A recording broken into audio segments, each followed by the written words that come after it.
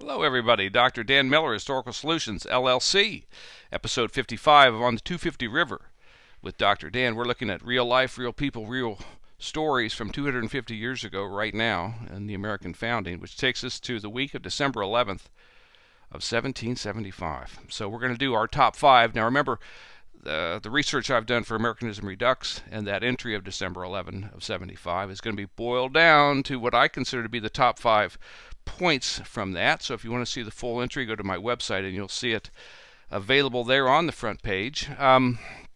It's great to be with you. I'm probably violating every rule known to men, women, and children regarding video podcasting. I've got my Christmas tree back here on my left. I've got my dwarf lemon tree, fruit bearing, back here on my right. And I just thought it was a good way to say an early Merry Christmas as we head into mid-December. Thanks for watching. Hope you make it to the end. Here we go with two folks I'd like to thank for this week's episode. Number one, a trio of individuals who sent me a very nice Christmas gift over this past weekend. Thank you very much. Number two, the printers of the Virginia Gazette newspaper in December of 1775 in the beautiful town of Williamsburg. Those printers have for sale some books that they'd like you to consider purchasing. I wrote this down here. The writings of Horace, the writings of Cicero, of Ovid, of Sallust, and of Justin, other classical ancient writers, are available. You can pick up their summary of some of their most important writings at the printing office of the Virginia Gazette 250 years ago right now. Thank you to one and all. And we'll get started here in just 1 second after I sip my coffee on another cold day. Good stuff. Impressions. Before, set it up. Super excited about what I'm going to share with you right now. Super excited. I've got two reasons and 2 points about that. Number one, I do this podcast, I do all my 250 stuff, is for you to appreciate your American heritage. And whatever that means, however long you've been here, however old you are, wherever you are right now, your American heritage. You're an American, and sometimes we don't know much about ourselves, and especially we don't know about ourselves in the past. And so this is we're going to do some good stuff here for the citizenship side of what it means to be an American.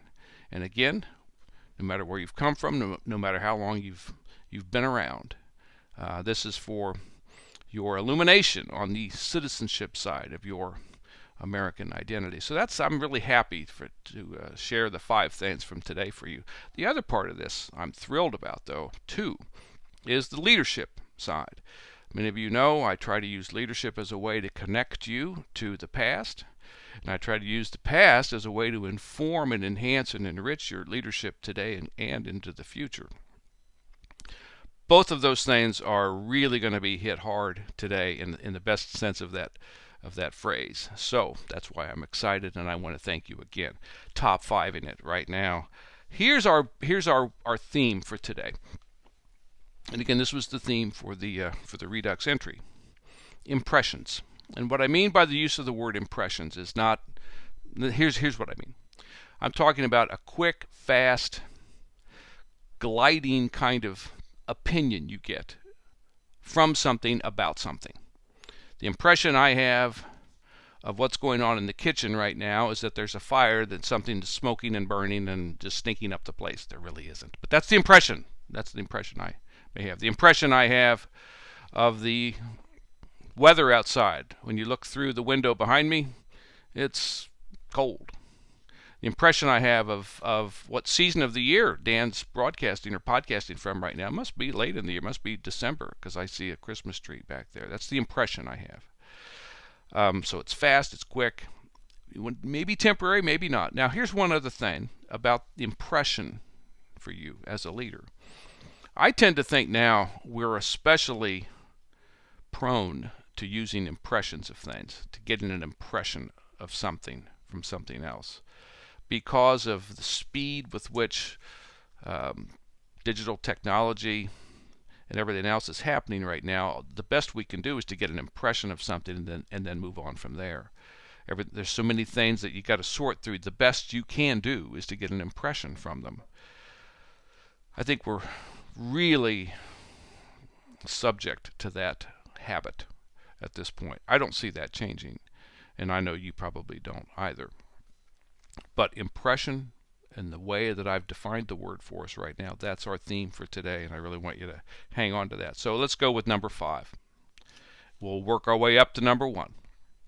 So number 5 is a guy named George Johnstone. He's a member of Parliament, and 250 years ago, the week ending December 11th, he stood up in a parliamentary debate in the House of Commons, and he talked eloquently and forcefully and just passionately about the lessons that we have to remember from those ancient authors, like that's on sale at the Virginia Gazette printing office. All of these classical ancient authors tell us about the importance of liberty and freedom and the danger of power and all, just on and on and on. We got to pay attention to this, and he just talks and talks, and when you're reading the written record of this debate and his remarks in it, you're just kind of swept up, and wow, this guy's really all about rights based on liberty and liberty based on freedom and all those other kinds of things. And then when you come to the end of the point of what he's saying all of this, he says, so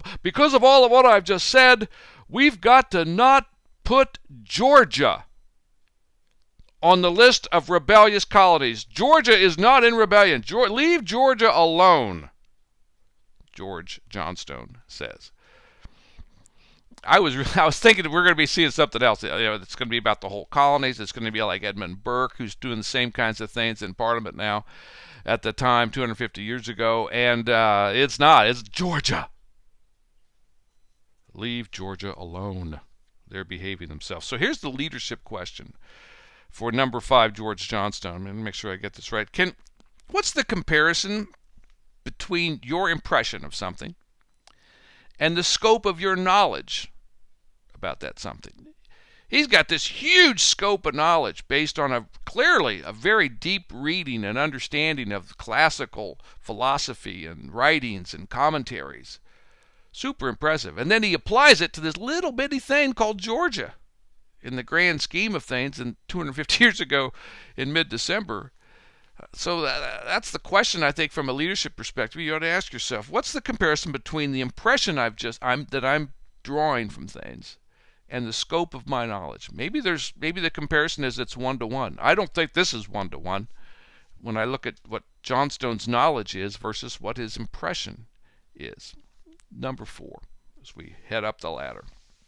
Robert Livingston is a wealthy New York City resident. He's from a wealthy New York City family.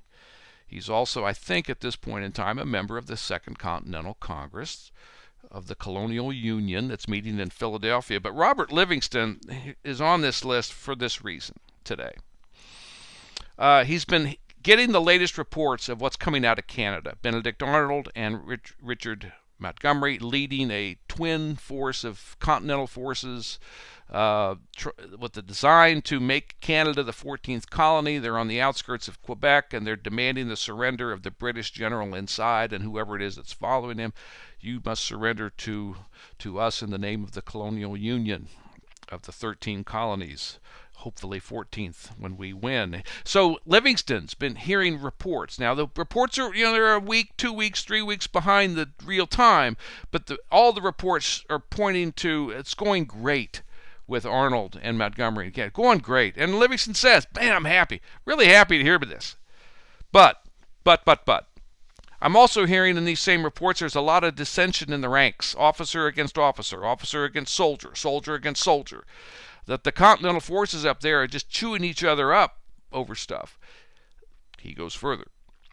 And I also know that the Continental Congress has a committee that's been tasked to overseeing the Canadian operation. He goes further. So, if we can't get a handle on this dissension and this disagreement, we're going to look like stooges.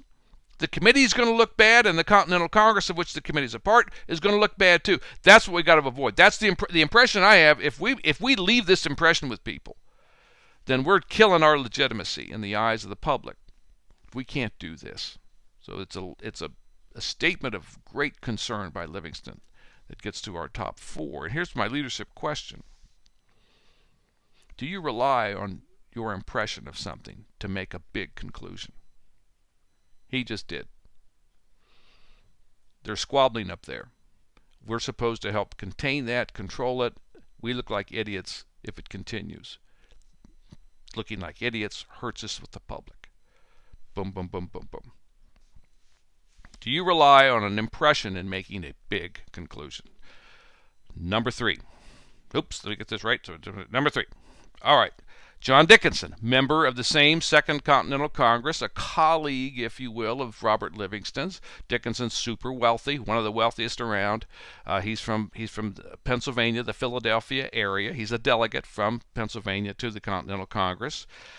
Dickinson's heard there's trouble in Jersey. There's trouble in New Jersey. There's a group, sizable group in the Assembly, the legislature of New Jersey, that is really pro-England, pro-George III, pro-monarchy, pro all of it.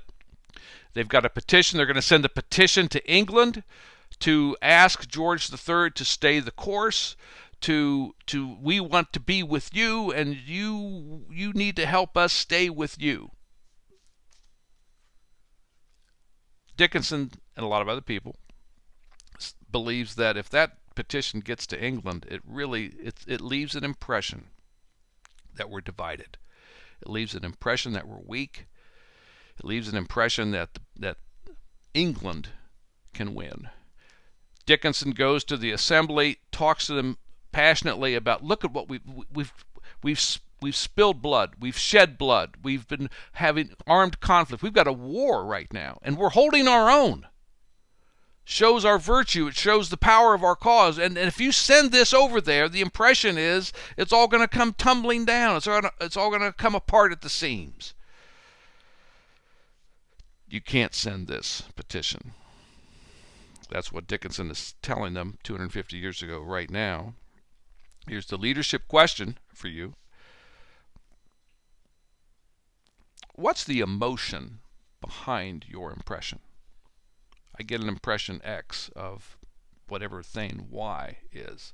But what's my emotion inside that impression? And I'll guarantee you there probably is one. Along with whatever you think is rational about it and logical and everything else, that impression probably has an emotion embedded in it. And I'm just asking you to kind of call that out, bring it to the surface. What is that emotion? Number 2.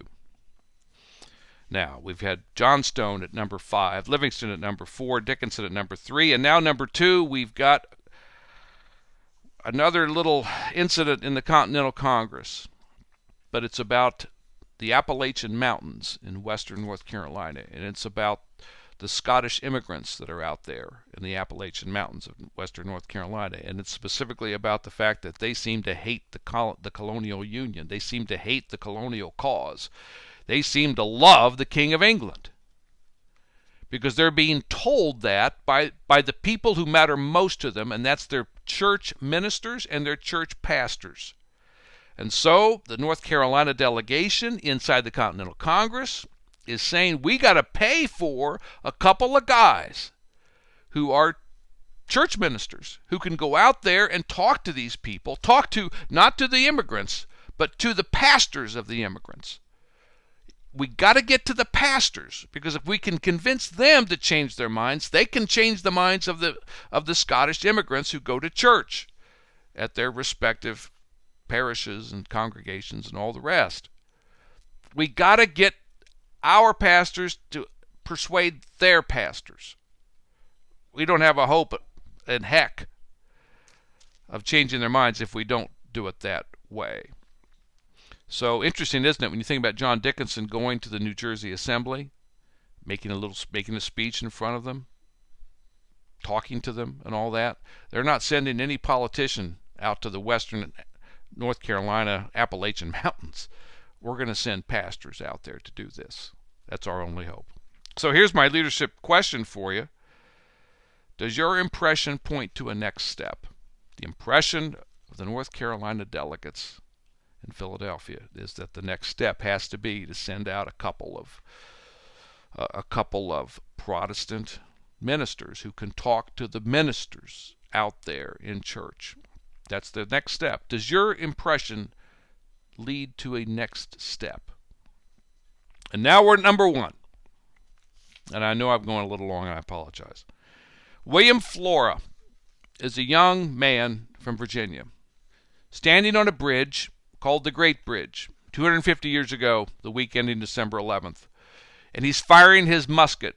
I think it's 8 times. He loads and fires 8 different times at a group of guys coming toward him through the fog on a bridge, on a wooden causeway over the Elizabeth River in southern Virginia, down near the border with North Carolina, in a place called the Great Dismal Swamp. William Flora is firing that gun, bang, bang, bang, at this group, because he knows if he lets them pass, then there's a good chance that they're gonna rush the barricades and rush the entrenchments that have his buddies back there in them, who are pro-colonial Union fighters who volunteered to try to defeat this mass of guys coming across the bridge.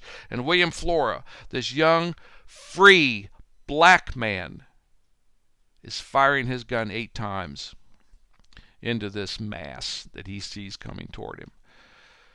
What's been going on is it's called the Battle of Great Bridge.